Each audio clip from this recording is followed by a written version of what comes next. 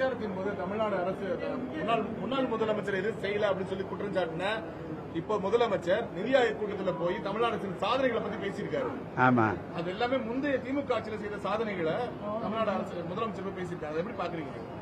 பொதுவாக ஜனநாயகத்தில் நல்ல மரபு என்பது எப்படிப்பட்டதென்றால், ஒரு ஆட்சி முடிந்து இன்னொரு ஆட்சி தொடர்ந்தால் எவைகளெல்லாம் அது ஒரு தொடர்ச்சியாக கருதப்பட வேண்டுமே தவிர, ஒன்று முடிந்து விட்டது இன்னொன்று துவங்குகிறது என்று நினைப்பதை விட, தமிழ்நாட்டு சூழலிலே தமிழ்நாட்டு உரிமைகள் காப்பாற்றப்பட வேண்டும். ஒன்று. இரண்டாவது, கொள்கை எதிரிகளிடம் மிக முக்கியமாக நீங்கள் கவனமாக இருந்து தமிழ்நாட்டை முன்னெடுத்து செல்ல வேண்டும் என்பதுதான் அவர் என்னை சந்தித்த போது கூட நான் சொன்ன ஒரு செய்தி. ஆகவேதான் கொள்கை உறவுகள், கொள்கைக்கு தான் முன்னிடம்.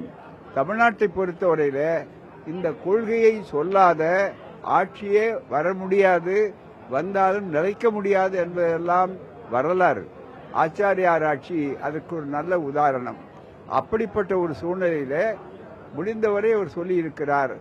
ஆனால் எந்த அளவிற்கு நடந்து காட்டுகிறார், எந்த அளவிற்கு ஒத்துழைப்பை இவர் பெற முடியும் என்பதை விட, உறவுக்கு கை கொடுக்கிற நேரத்தில் உரிமைக்கு குரல் கொடுக்க என்றைக்கும் தவறக்கூடாது என்பதுதான் எங்களுடைய நிலை. பொறுத்திருந்து பார்ப்போம்.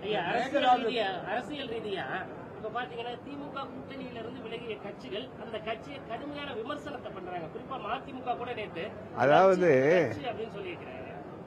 பொதுவாக இதுவரையிலே இருந்ததற்கு யார் காரணம், எப்படி என்பதையெல்லாம் கொள்கை கூட்டணி என்று சொன்னவர்கள் விமர்சிக்கிறார்கள் என்றால் அவர்கள் மனசாட்சி தான் அவர்களுக்கு பதில் சொல்ல வேண்டும். நன்றி.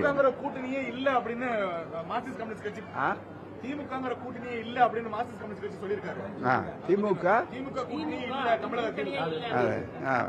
என்ன செய்வது?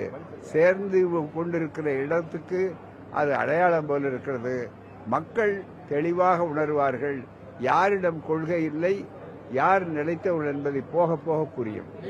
கேள்விங்க, மேகதாது உரிமையை விட்டுக் கொடுக்கணும்னு சொல்லிருக்கீங்க. மேகதாது அணையை பத்தி கட்டுறான்னு சொல்லி சிவகுமார் சொல்றாரு, கர்நாடக முதலமைச்சர். ஆனா கர்நாடகாவுக்கு போன முதலமைச்சர் அதை பத்தி எதுவும் பேசல, நிதி ஆயோக் கூட்டத்தில் எதுவும் பேசல. முதலமைச்சர் நம்ம உரிமையை பெற்று வர நம்பிக்கை இருக்கா உங்களுக்கு? தாராளமா நம்ப வைக்க வேண்டும். அது அவருடைய கடமை. இது ஒன்றும் வேண்டுகோள் இல்லை. இது தமிழ்நாட்டு உரிமை. தமிழ்நாட்டின் உரிமையை மதிக்காத ஆட்சி என்றால் மக்கள் மதிக்க மாட்டார்.